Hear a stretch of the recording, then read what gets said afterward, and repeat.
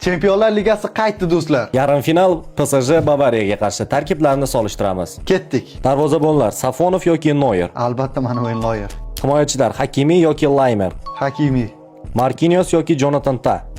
Hozir Marquinhos yaxshiroq holatda. William Pacho yoki Dayot Upamecano. Upamecano. Nuno Mendes yoki Alfonso Davies. Aslida ikkovi ham u qadar bir-biridan farq qiladigan darajada zo'r formada emas, lekin Nuno Mendes nisbatan yaxshiroq holatda. Yarim himoyaga o'tamiz. Zaire Emery yoki Joshua Kimmich.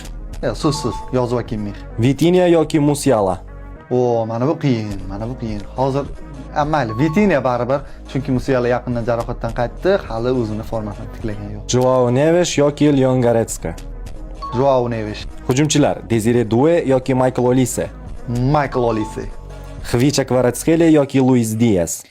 Luis Diaz ichki chempionatda nisbatan yaxshirog'i, lekin Chempionlar Ligasida Khvicha Kvaratskhelia umuman boshqa darajada. Shuning uchun Khvichani qo'yaman. Usman Dembele yoki Harry Kane. Mana bu qiyin tanlov. Keling do'stlar, mana shu tanlovni sizga qoldiraman. Siz markazga qaysi futbolchini qo'ygan bo'lardingiz? Usman Dembele yoki Harry Kane? Fikrlaringizni kommentariyada qoldiring. Jamoa bosh murabbiylari Luis Enrique yoki Vincent Kompany. Luis Enrique o'tgan mavsum dahshat darajada furor ko'tarib yubordi, lekin bu mavsum Kompanyning Bavariyasi qo'rqinchliroq, murabbiylik jihatdan ham Kompany nisbatan yaxshiroqdek ko'rinyapti. Vincent. Ushbu o'yinni qanday tomosha qilsak bo'ladi? Do'stlar, ushbu o'yinni profilim biosida joylashgan Telegram kanalida jonli efirda va eng muhimi ortiqcha kanallarga obuna bo'lmasdan yuqori sifatda o'zbekcha sharhda tomosha qilishingiz mumkin. Qo'shiling, o'yinni birga ko'ramiz va qanday natija qayd etiladi, birgalikda guvoh bo'lamiz.